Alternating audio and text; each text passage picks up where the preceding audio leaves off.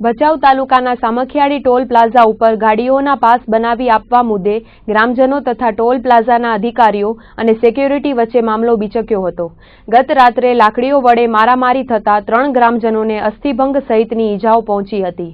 તો ટોલ પ્લાઝાના 3 શખ્સોએ હવામાં ગોળીબાર કરીને ભયનું વાતાવરણ ફેલાવ્યું હતું, જેમાં 35 થી 40 જેટલા ટોળા સામે ફોજદારી નોંધાઈ હતી. પ્રાપ્ત વિગતો મુજબ ગત રાત્રિના 10 વાગ્યાના અરસામાં મહેશભાઈ ખુમાણ સોનારા, દેવકરણભાઈ નાથાભાઈ ચાળ તેમજ ગોવિંદભાઈ લખાભાઈ આહિર સામખિયાળી ટોલ પ્લાઝા ઉપર ગાડીઓના પાસ બનાવવા ગયા હતા.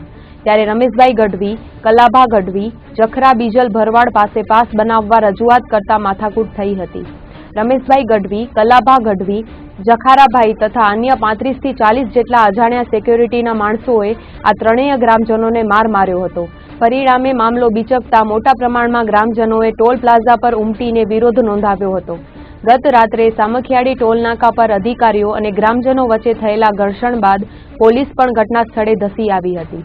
લોકોના ટોળાને કાબૂમાં લેવા માટે ગત રાત્રે પોલીસે ટીયર ગેસના 2 સેલ છોડ્યા હતા.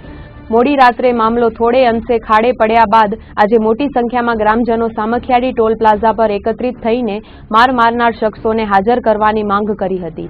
સાથે જ નિયમ અનુસાર ફ્રી પાસ આપવાની માંગ કરવામાં આવી હતી. ત્યારે સવારથી જ સામખિયાળી ટોલનાકા પર તગદિલીભર્યો માહોલ જોવા મળ્યો હતો.